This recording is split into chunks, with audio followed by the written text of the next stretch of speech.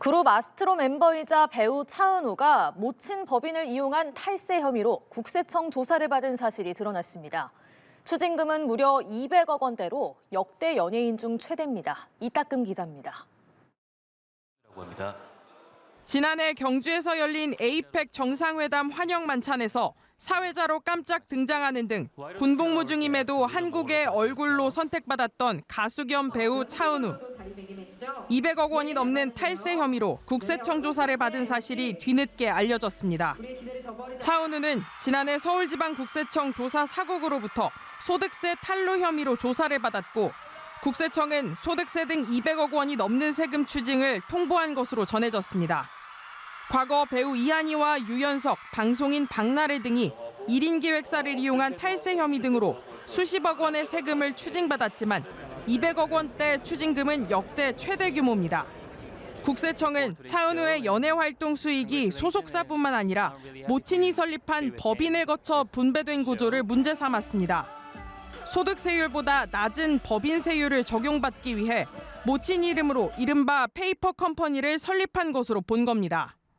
국세청은 소속사 판타지오에 대해서도 모친 법인과 허위 세금 계산서를 거래했다는 이유로 82억 원의 추징금을 부과했습니다.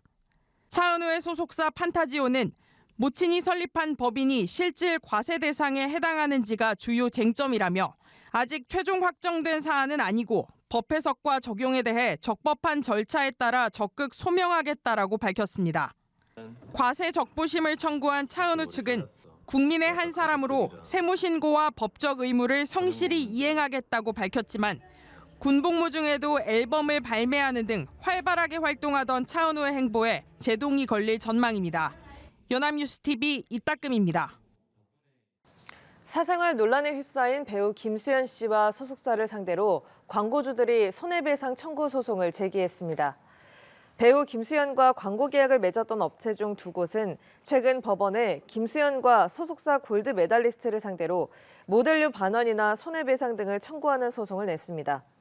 업체들은 김수현 측을 상대로 광고 계약 해지와 지급한 모델료 전부나 일부에 대한 반환 청구, 광고를 못하게 된 데 따른 손해배상 또는 위약금을 청구하는 것으로 알려졌습니다.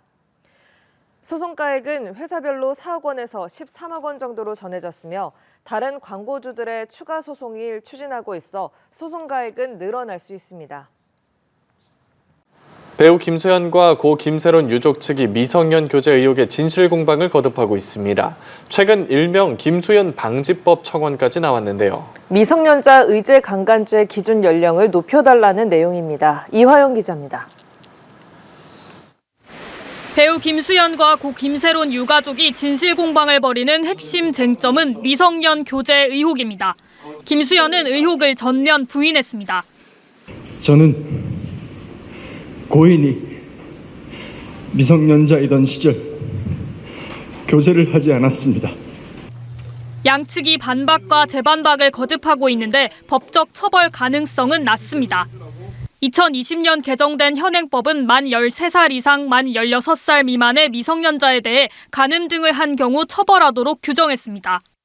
김수현의 주장대로 교제 시기가 2019년 여름이라면 당시 김세론의 나이는 공개된 생일 7월 31일을 기준으로 만 18살 혹은 만 19살이 됩니다.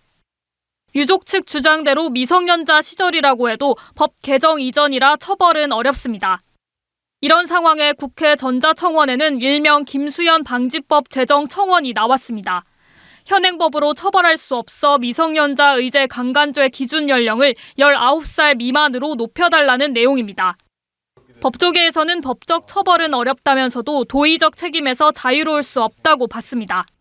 모두가 비난하는 근거로 삼는 것처럼 미성년자 때 사귄 게 맞다면 처벌은 안 돼도 도의적으로는 그런 부분에 대해서 책임이 있는 거죠. 그 이후에 사귀었다라고 하면 그거는 또 입장이 바뀌는 거겠죠.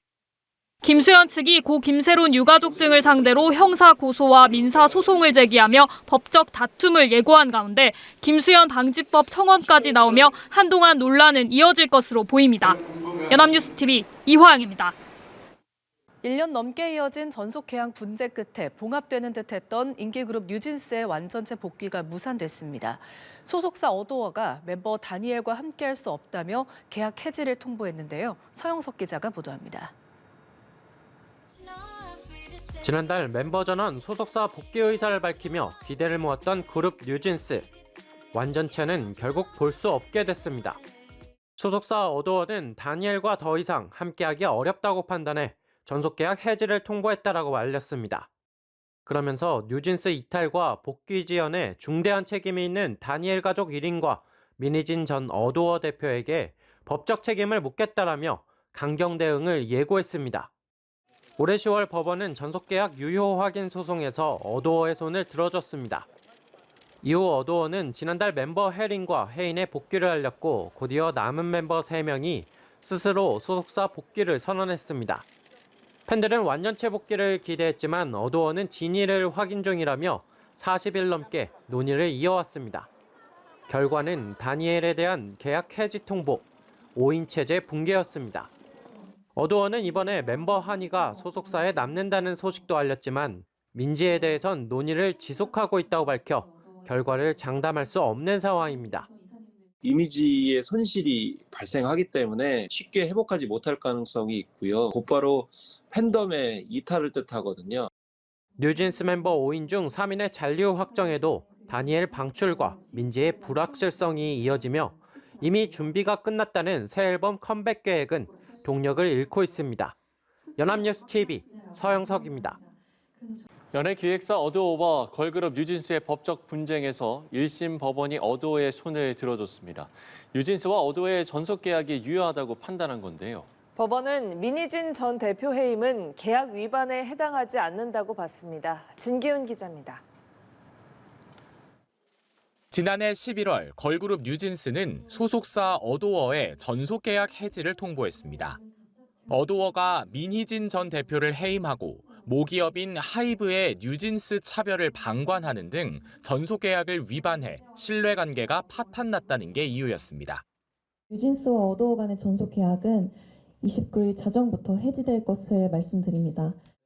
이에 어도어는 지난해 12월 뉴진스 멤버들을 상대로 전속계약 유효 확인 소송을 제기했는데 1년 가까운 공방 끝에 1심 법원은 어도어의 손을 들어줬습니다.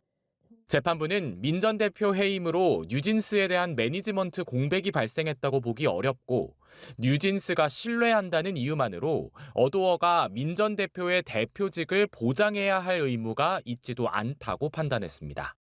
또 민 전 대표의 여론전에 대해서도 뉴진스를 보호할 목적이 아니었다고 지적하기도 했습니다.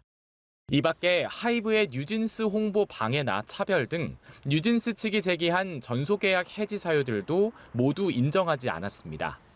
법정 다툼에서 뉴진스가 어도어에 완패한 셈입니다. 현재 뉴진스는 본안 소송 판단 전까지 독자 활동을 막아달라는 어도어의 가처분 신청이 인용되면서 활동이 정지된 상태입니다. 여기에 전속계약이 유효하다는 본안 소송 판단까지 나오면서 뉴진스는 어도어에 소속돼 활동해야 하는 상황이 됐습니다. 판결 이후 어도어는 정규 앨범 발매 등 활동 준비를 마치고 뉴진스 복귀를 기다리고 있다는 입장을 밝혔지만 뉴진스 멤버들은 변호인을 통해 신뢰관계 파탄으로 어도어에서 활동할 수 없는 상황이라며 즉각 항소 의사를 밝혔습니다. 연합뉴스 TV 진기훈입니다.